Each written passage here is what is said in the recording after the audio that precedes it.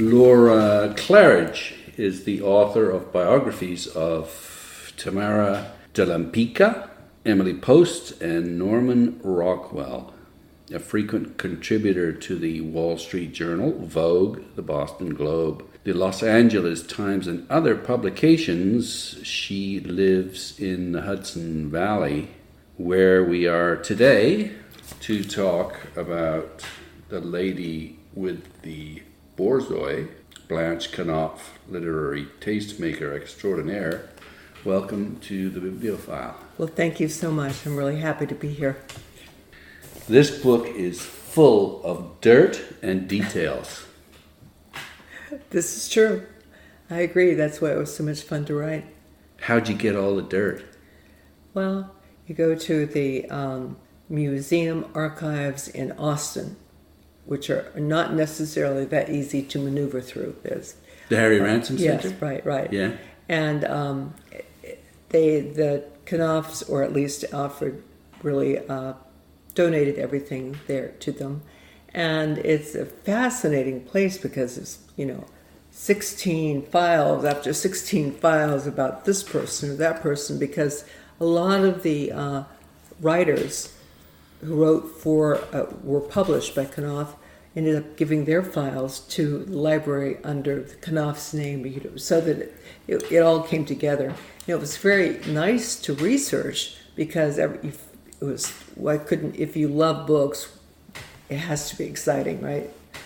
Yeah. And, you find the nice thing about doing biographies is you find that tiny detail. Well, like the fact he was 5'10.5". Right. Yeah. That's exactly Love it. that. Who knows that? Yeah. Who cares? Well, you do care, because if you start imagining what the person was like. But the fact that there was, quite a bit of information in the book about the various affairs that Blanche had, was that in there as well? Yes. Oddly enough, you piece it together.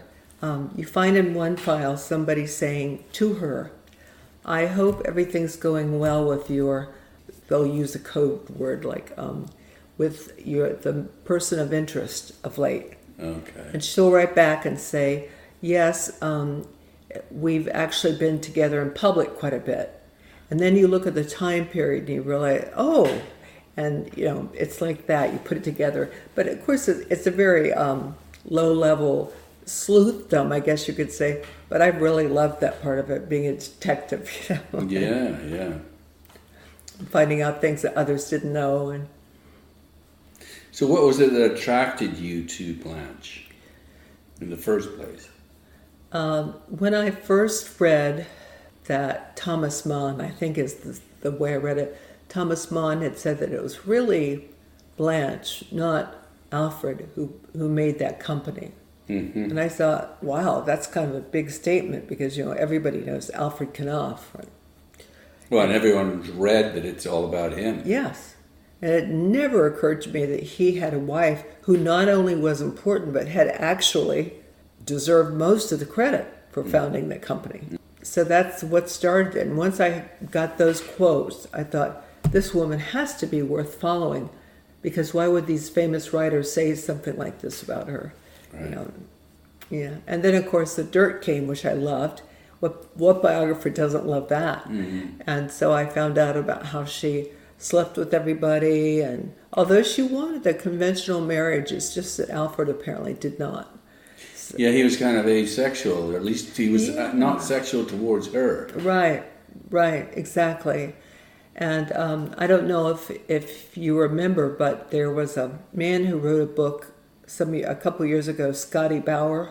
He's in California, and he wrote a book about all the people he had slept with while he worked in Hollywood at a gas station outside of the boundaries of Hollywood. He would tell them how to get in touch with so-and-so so they could get together, and it was this really kind of wild and crazy thing. And he actually chauffeured the Knopfs. Sometimes they didn't even know if the other one was in the state to a hotel, the Beverly or whatever.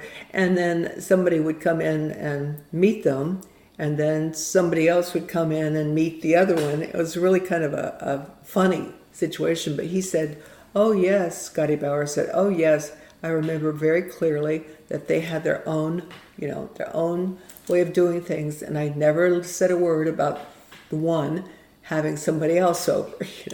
So he was setting them up with sexual partners? Yeah, oh yeah. He did it with everyone. All the big, he was proud of the big people, Mm-hmm. But I wish I could remember the name of that book. I'll look it up right now. But Sure. I think you'd enjoyed it. Somebody told me about it who's a big movie person. I just happened to be in touch with. And I said, no, I'm sure you're wrong because they wouldn't do something like that, Yeah. And he said, no, I'm sure I'm right. And I said, they would be the only people in that book, from what you've said, who would be in the literary world instead of the Hollywood world. And they said, I don't care, the man said that's exactly what it was. And I was shocked too. So I looked it up, and sure enough, that's what it said. So my husband and I flew out there and actually met with him in person to kind of confirm this and see what his memories were. And he was 90. I wonder if he's still alive now, 93 or 4, and he was still just as I could see how people were attracted to him. He was very gallant and very sexual, and it was a kind of funny. I think we met in the Pacific Palisades, something like that. Yeah, he's worth reading about. Apparently, Blanche got very attached to him, and every time she went out to Hollywood once a year, and she apparently made it a habit to have him drive her to the airport and back to sleep with her, and then she would give him a box full of books they had just published. She would bring them for him. Payment. His memoir is called Full Service. That's it. And it's really worth reading about it. Aptly named. Yeah, really. So, Knopf was established in 1915, and there was a verbal pact, apparently, according to your book. That's right. Between Alfred and Blanche, that they would be equal partners. Yes. But what ended up happening is that she only, I guess, got 25%. Yeah. So there was a promise of parity, but it was a false promise. Totally. That's how you start the book off, so it's not too kind to Alfred. No, it's not, and deliberately so. There was nothing kind about the way he treated her. I mean, just wasn't there. It's not, I don't think he was deliberately cruel to her. I just think the kind of man he was. Which is what? Unfeeling? Unfeeling, yes, cold, quite full of himself. Yeah. He used to, at dinner parties, and I just can't imagine this, but would serve the finest wines in his cellar to his favorite people, and the other people would get a lower class wine. Mm-hmm. Now, can you imagine giving a dinner party and dividing the wines that way? Yeah, kind of rating or ranking people. Yeah, I mean, talk about feeling, and I think that's how he was in life. You know, he ranked people. He was a bit like his father too. He sort of worshipped his father, right? He did, and I think you're absolutely right that that's part of it. That somehow the father was like that, so he became like that. Yeah. And in his mother, the way you tell it, she committed suicide as a result of Alfred's father, Sam, publicizing the fact that she was an adulteress. Yeah, and that's pretty cruel. Yeah. Sam was a horrible man in a way. Again, very much you're right to call out the similarity, because it's not that you would meet him and sit here with him and think, ooh, what a terrible man. But as you got to know him, you would see that he lacked a certain compassion or awareness of what other people deserve or need to how they should be treated. And he especially treated Blanche very poorly. Yeah. And she had to rail, against his cruelty. And Alfred never took up her side. right. Yeah, he always supported his dad. Yeah, and he ran the company into the ground without anybody even realizing it. So when he died, Blanche looked at the records and thought, wow. This was Sam. Right. Yeah. So again, I guess what you're doing is trying to put the record straight on Alfred. Well, I guess inevitably I do that. You're right, but that certainly wasn't my intention. My intention was to bring to everybody's eye the greatness of Blanche Knopf. Okay. And in doing so, I ended up also taking some slaps at her husband because that was almost necessary in order to show the imbalance. The imbalance was always assumed to be that, Blanche was a minor figure. But it was just the opposite. Right, and he basically assigned her kind of a secondary role, at least publicly. Right. And he writes her out of all sorts of anniversary brochures and things like that. Right. Which is, I can't imagine that. Just because he wants to take all the credit, I guess. Right. Yeah. Which is kind of astounding, isn't it? Mm-hmm. Well, if he loved her, he sure wouldn't want to do that. I think that's way in the past. Any idea that he loved her was very quickly demolished. I don't think she started out the marriage intending to be sleeping with everybody. I think it was just a result of not being able to get her husband interested in her. Yeah, to get what she needed. Right. The company starts off with a lot of Russian writers in translation.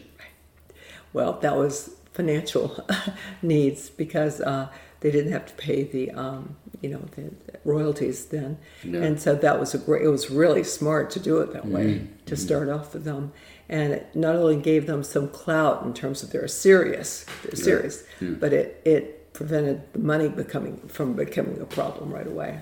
So I always thought that was really smart.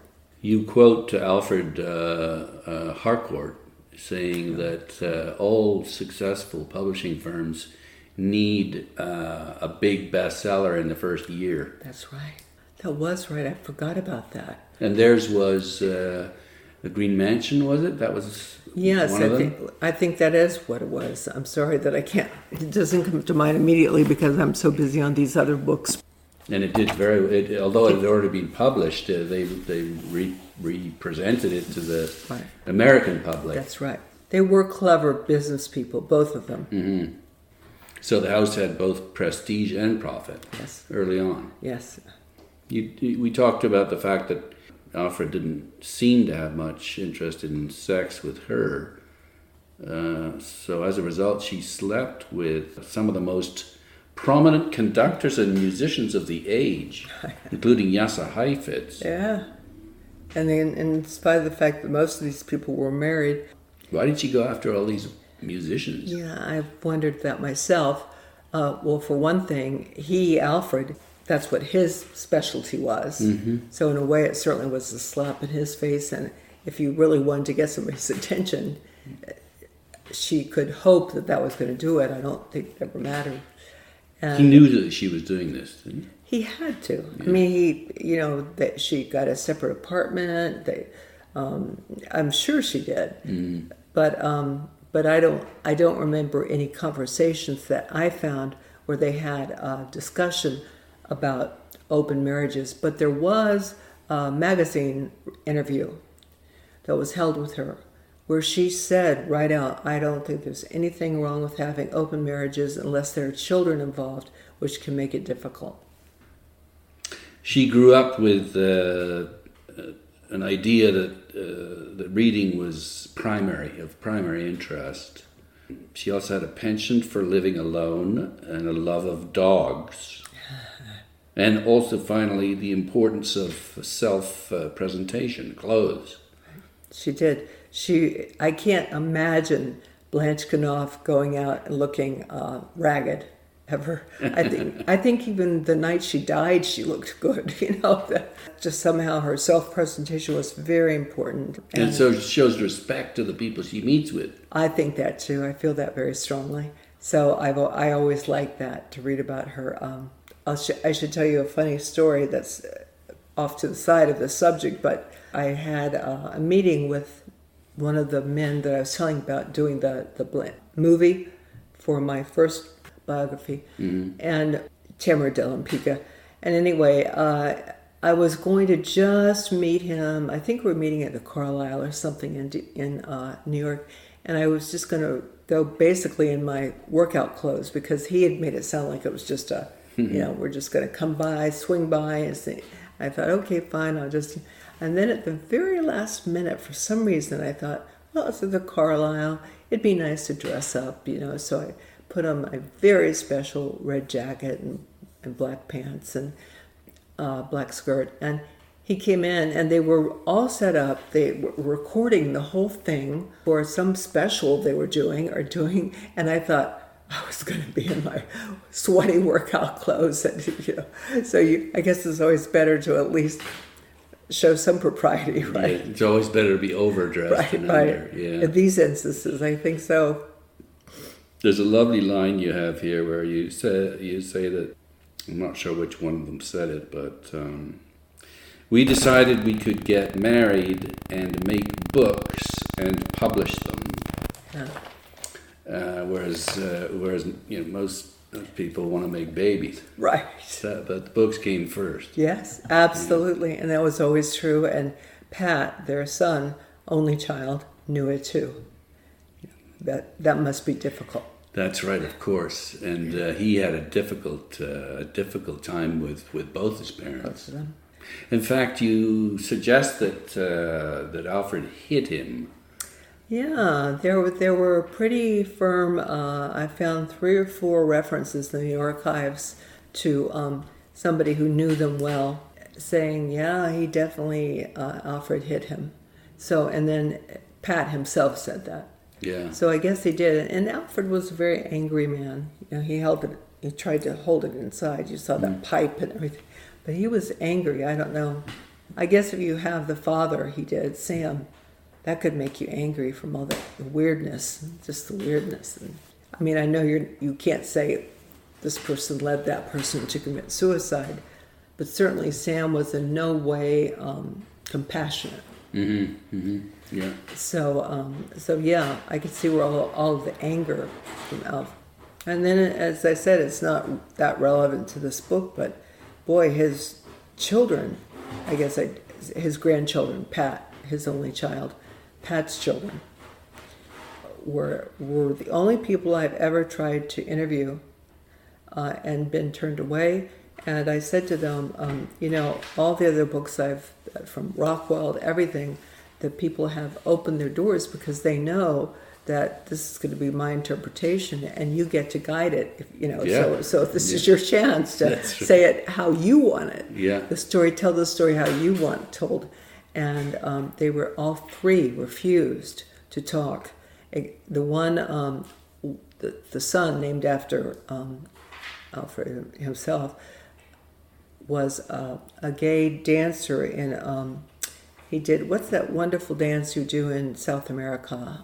Macarena or no? No, the tango. Yes, the tango. He was excellent. And so he and his lover entered a contest, a very big contest, and won first place. And, so I tried on that side. I said, this sounds so exciting to me if we could just talk a little. And so, they just had been told not to. It's their word. It's just weird, isn't it? It was kind of sad. I mean, a really sad thing. Mm-hmm. But what can you do? You can't rewrite somebody's life. Well, you can, but... Well, I could. Yeah, it's interesting you make the point that Blanche loved extravagant colors. Yes. And the extremes playing off one another. Yes. What exactly does that mean? Well, I just mean that I suspect most women in business, of whom there were a few anyway, were safer than that. Wanted to, not create too many waves, not pull too much attention to themselves. And she was just the opposite. Is this in her attire, or yes. is it in her book design, or no, everything? It's her attire. Okay. And she was willing, for instance, to give you an example of when she was not flamboyant, and you might have forgiven her for this, I don't know, but Langston Hughes wanted to publish a collection of poems that were really incendiary, and she had been very close to him and published his works, but this was too much, and she absolutely refused, as did Carl van Vechten, who advised her. He said, no, don't do it. It's not a good idea. So they were temporarily estranged, she and Langston, because she wasn't being, giving enough, and she thought it was just too dangerous. What exactly was he being kind of aggressive against white people? Yeah. Yes. Okay. He said, you hate us all and things like that. Which looking at it now, we can understand why he would say it and how courageous it was. But at that point, it was incendiary. H.L. Mencken helped launch Knopf. Yeah. He was so encouraging and such a good man in spite of his peccadillos, I guess you could say. People argue for or against Mencken. So I never know myself, but I was actually the research assistant for Mencken biography, Carl Bodie. So I was prejudiced on that side, pro Mencken. Pro Mencken. Yes. Yeah, he comes across very well here. Right. And of course, some people claim that he was, because he was German, that he was too pro-German. Well, and anti-Semitic too, of course. Anti-Semitic. But the fact is, he was close to both the Knopfs who were Jewish. So, I don't think how does that work? Yeah, it wasn't an awareness of, I don't like people who are Jewish, but it was just that he was quite comfortable making negative remarks, about everybody, really. I mean, you could be black. He was straightforward and honest, I guess. Totally. Yeah. Yeah, but most of us think you can be honest and straightforward without being mean. He was often mean. Yeah. He would say something like, well, if being Jewish means you have to think about money all the time, well, that's a stupid thing to say. Yeah.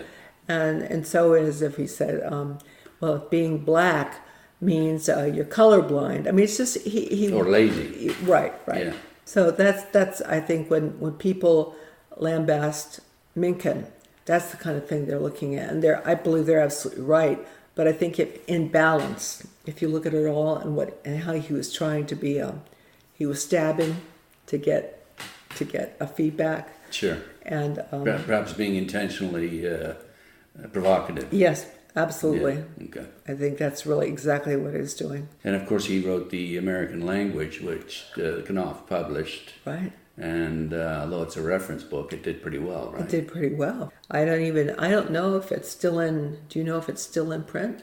I don't know. But still, it sold a lot of copies. Went through quite a number of editions. Yes, right? And for a reference book.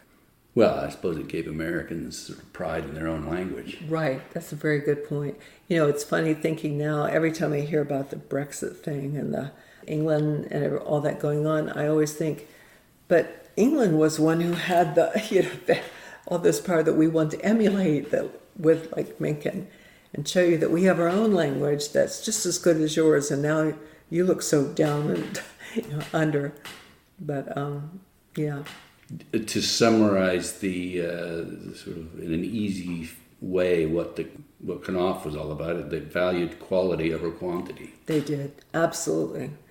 I can't think of any other publishing company that did that more. Random House did not.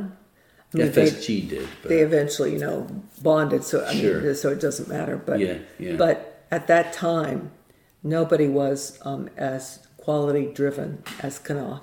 They published about 100 books a year. Yes. The couple, Alfred and Blanche, sort of tended to complement each other.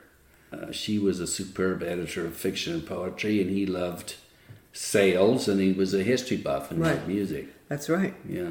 So that would have been nice. Not only nice, but you would have thought that would bring the two together in terms of being partners in this publishing company. And isn't it great? We both complement it, Yeah. And that didn't happen. Mm-hmm. And I really do think, and maybe it's not this way at all, but I want to put it all on Alfred, because even after meeting his grandchildren, that came from his only son, Pat, they just, something is off. There was something lacking in terms of lovingness, or whatever you can say. Mm-hmm. I guess lovingness is not a word, but kindness. I guess kindness. And they didn't have it. And so, because isn't that a perfect match if you have a publishing company that gets stronger and stronger, and one of the partners is really good in this, and the other partners would. I mean, that's like, what else could you want? It's a lovely partnership. I always sometimes feel that they made it work in spite of that fact. And then there was Sam, Alfred's father, who interfered all the time, right? Yes. And he wanted to get involved. And Yes, you're right to mention him. If he had not been part of it from the beginning, I suspect they would have done better.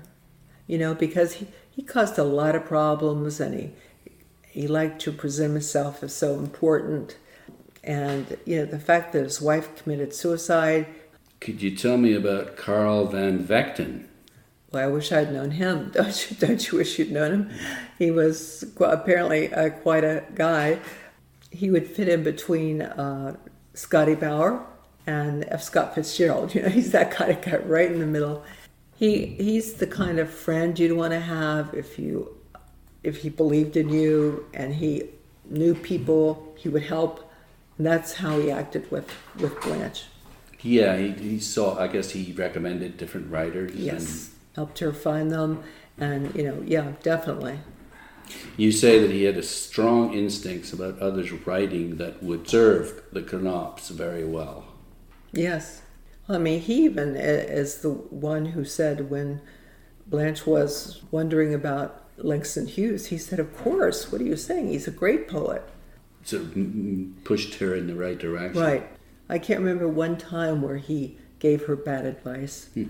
And the author Willa Cather was impressed by how Knopf supported its authors with well-designed and prominent ads. Well, as an author, you really do like that. You notice that. Yeah, you do. Well, you appreciate it. Yeah, appreciate it, sure. And I guess she wasn't satisfied with her existing publisher, and so she came over. And in 1923, you write, two of her books, one of her own and Youth and the Bright Medusa, generated royalties of $19,000 in 1923. I was trying to say, could you convert that on your own? It's a lot. Yeah, right. It's a lot. Yeah. Yeah, that's a lot. And that, I do think you're right to point to that as that was a major point in their business, because she brought so much attention and so much fame.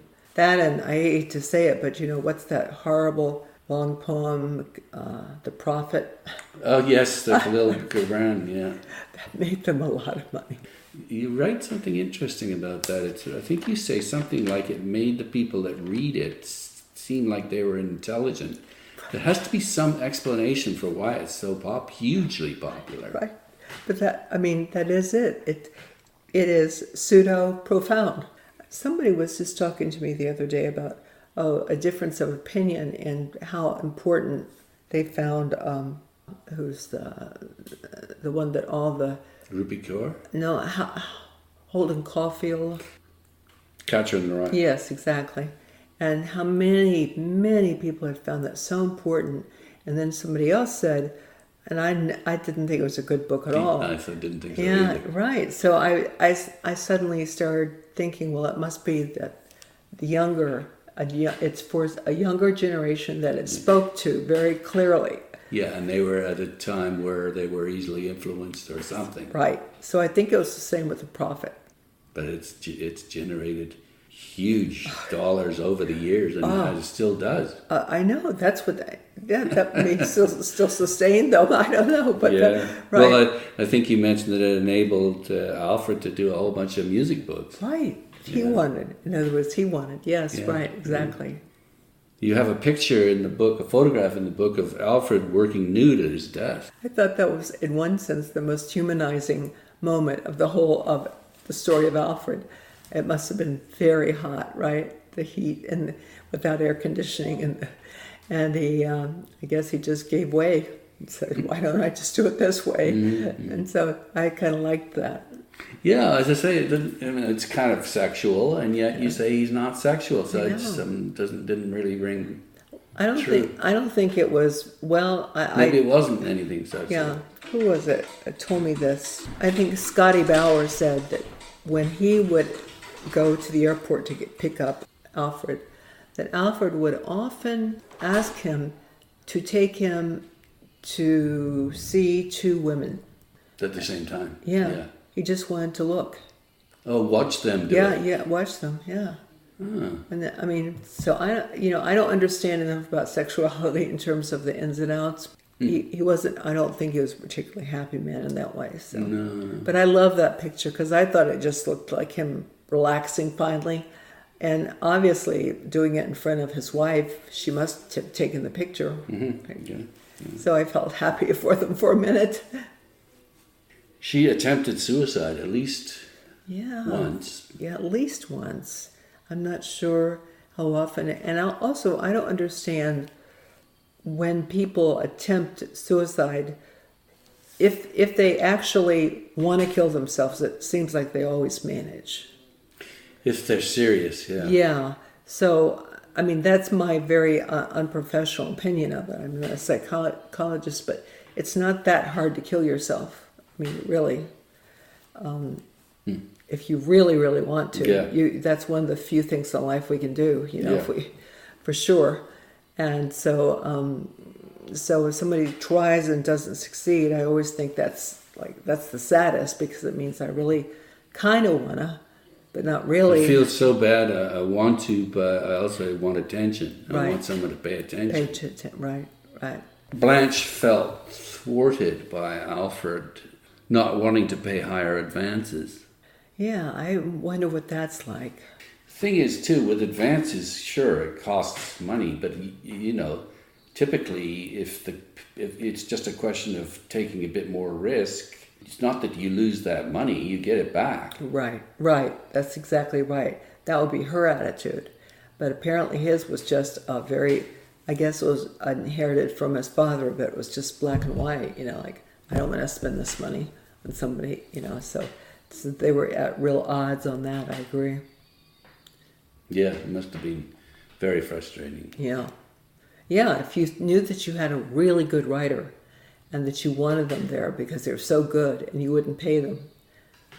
I don't remember what I said in the book about Muriel Spark, but did he at first not want to pay her so much? I can't remember. I just know that the people at Knopf thought she was dreadful to work for. Right, well, that's true. We talked about the fact that Alfred hit his son, Pat. There's some suggestion in the book that he also hit Blanche. Yeah. How clear are you on that? If I were told to put my hand to the fire and swear one way or the other, I wouldn't swear it, but there were enough suggestions in the archives. Somebody would say, well, I think he hit her too. Or somebody else would say, the son, Pat, said once, I know he hit my mom. So, I don't know if you can say, okay, that's the proof, or if you just say, that's what he said, and that's all you can say. He certainly was rude and aggressive to her in public and in meetings. Right. Can you imagine that, being treated rudely at your own... Especially seeing as you're running the show. Right. I would have hated that. And that also shows what I hate it when people say, oh, he's such a small man or such a small woman, but in a way, it is the smallness of being that mean to someone in front of others, And I think sometimes that he Alfred, had a lack of awareness of how he's coming off or how he's hurting other people. Yeah, right, exactly. Yeah. Blanche had a talent for spotting talent before the public was ready for it, but also an ability to anticipate popular reading tastes. She really did have that. Right. I mean, that was amazing, wasn't it? Mm-hmm. She was with William Shire. She was really right there. And I think she really encouraged John, who wrote... Percy. Yeah, I think she really pushed him. Mm-hmm. So who wouldn't love somebody like that behind you, right? Although she wasn't that nice a person either. That's what a lot of people have said. I know. I know there's a lot of writers that, she supported. Right. And cared for, I guess. Dashiell Hammett, yeah. Yeah. But I don't think she's got that great a reputation out there either. No, I don't. I've rarely heard anyone speak of her as I wish Blanche Knopf could have been my editor or something like that. Yeah. So no, I agree with you. They set up a London office and it failed. Why is that? Fantastically. I just don't think it was needed. Because they went over there frequently, right? It was kind of like one of those things you'd like to do, but you shouldn't do. I think that's what it was. She didn't eat much. She did not eat much. She ate so little. She made a fetish of it almost. She would be at a dinner and ask for one shrimp, one shrimp. But she'd have 3 drinks. Of course, somebody reminded me that the martinis in those days were so small compared to what our martinis are. Okay. You mentioned Dashiell Hammett. Blanche was really responsible for revitalizing their mystery fiction line with Hammett and Kane and Chandler. Oh, yeah. Wow. I mean, if you just had those alone, I would think that's enough to make a company, right? And she edited all of their early stuff, yes, right? Right. Now, wouldn't it be fun to sit around and have those 3 tell you what their impressions of her had been? That would be great. Yeah. Now, this is a quote from someone who said, it might have been their butler, but I'm not sure. Blanche was irresistible to anyone she set her sights on. Yeah.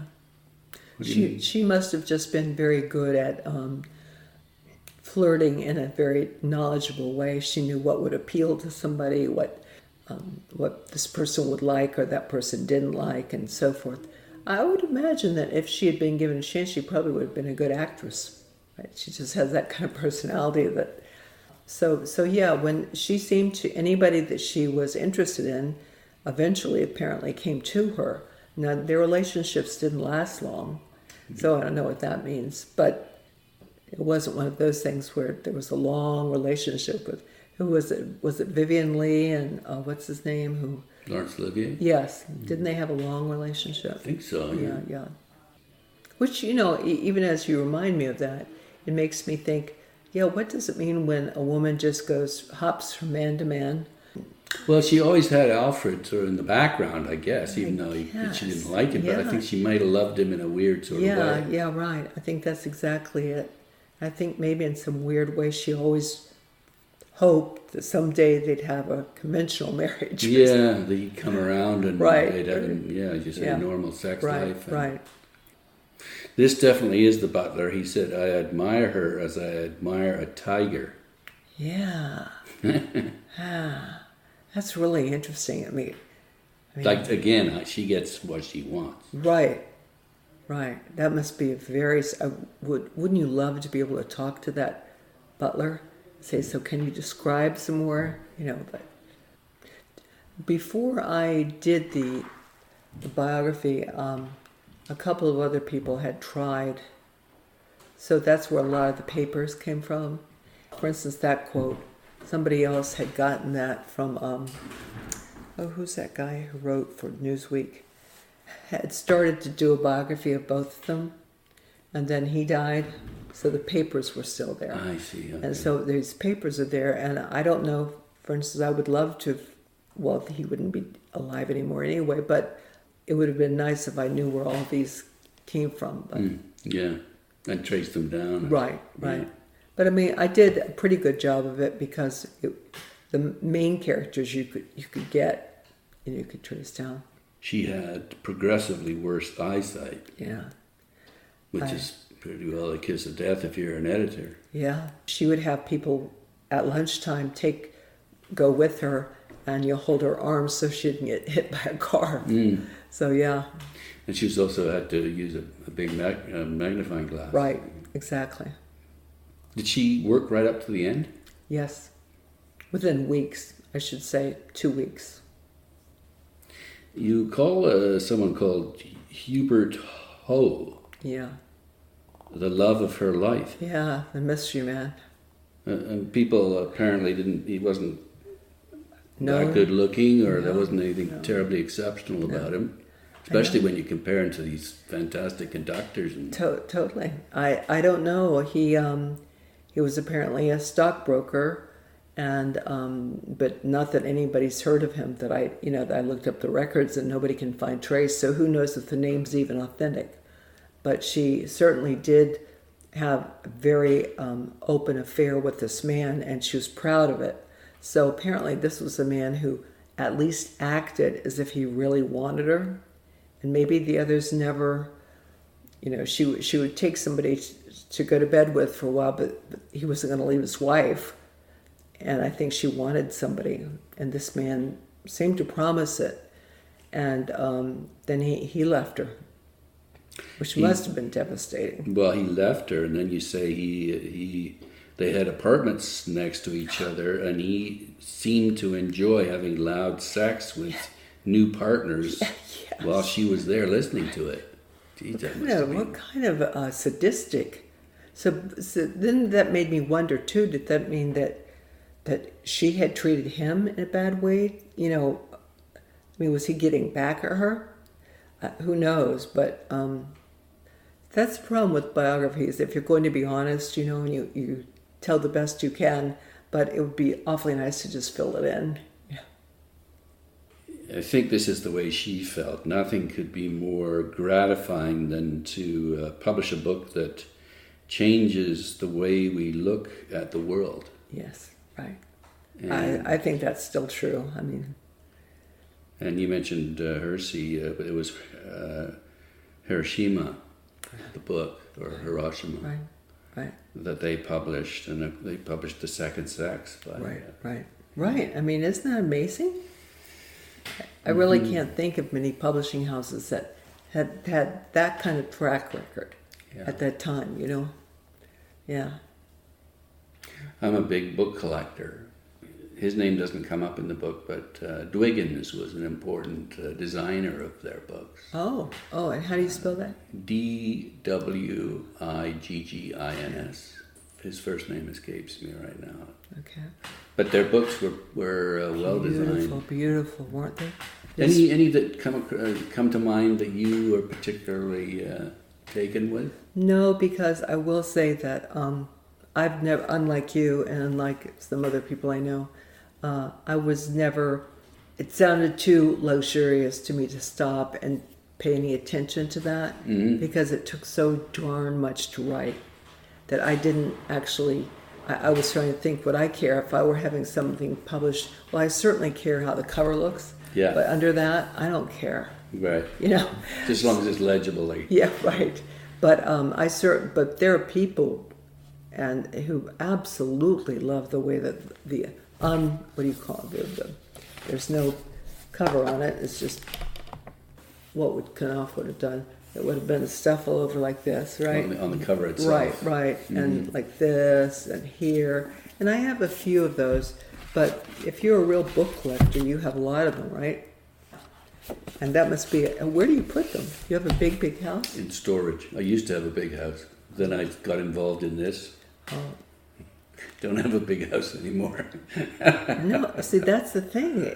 Nowadays, people lament when I say, oh, I can just, get it on Kindle or whatever. Yeah. And they say, no, but that's half the beauty of it. And I say, but it's a different world. Where do you put them? Yeah. Where do you put them? Well, you make space for them if you love them enough. Yeah, for sure. I guess I did. Right. And there's nothing quite like being surrounded by books. Right. I agree with you. Any parting remarks about Blanche that you'd like to? No, except the only thing you talking about her with me does remind me that I sure wish I had been able to know her, and I could have. I want to say set her straight. I could have said, Blanche, you've got so much going for you. You don't have to be so insecure. Everybody admires you. And she had said, no, Alfred doesn't. I would have said something like, that's his problem and it's sad. But still, I would have tried to be a psychologist for her because it makes me sad to this day that she wasn't appreciated. Well, thanks to your book, I think a lot more people will appreciate her. I hope so. And it was really fun to read, too. Oh, good. Thank you for saying that. And fun to talk to you, too. Well, thank you. Thanks for that. Thanks for coming down and everything. My pleasure. I've been speaking to Laura Claridge, what are you working on right now? Two things. One, a novel about incest. Very good. It's called Loving Hard. Okay. And the other one, a book about a dual biography about an African-American janitor and a very well-known, prestigious white surgeon. This was in the 20s. The African-American had wanted to go to medical school and lost all his money during the crash. And so he found a way to start working for the other man, the surgeon, at Vanderbilt, where they both were, although he was working as and they got together, and this janitor did so much reading on his own and so forth that he became the right arm guy for the surgeon, who was very famous. And together they developed the cure for the blue baby heart, the heart thing that some babies were born with, they couldn't breathe. And they also developed ways to transfuse blood, because it was right during the Depression. What's the name of the surgeon? The surgeon is Blaylock. In fact, it's right, Alfred Blaylock. Okay. His paper's right Another there. Alfred? Yeah. That's bad, isn't it? No, but he was a good guy. So he was very good, and he got lots of praise and so forth. And the other one gets a very long chapter in this book. A century of black surgeons. But he never got a medical degree, so calling him that, he was a janitor. So I think it's a fascinating story. And the famous Blaylock said at the very end of his life, he said something like, I should have sent him to medical school. And of course he should have. He had enough money to do it. Yeah. And so, but I've actually talked with a couple of the grandchildren and everything. I think it's going to be a really fun book. And the nephew of Vivian Thomas is Coco. And Coco Thomas, what's his last name? But he is the team doctor and the Tampa Bay, what's that team? Football or? Tampa Bay, no, it's not football. Hockey? No. What is it? Well, anyway, a big Tampa Bay team. Shame on me because I'm from Clearwater, so I should certainly know. But I've talked to him, and he's kind of confirmed my impressions that this young surgeon who was a janitor was a really brilliant man, and Blaylock recognized that. But how interesting in terms of civil rights that go on. Yeah. So that's the book I'm working on too. Well, good luck with that. Well, thank you. Thanks again. Well, thank you so much.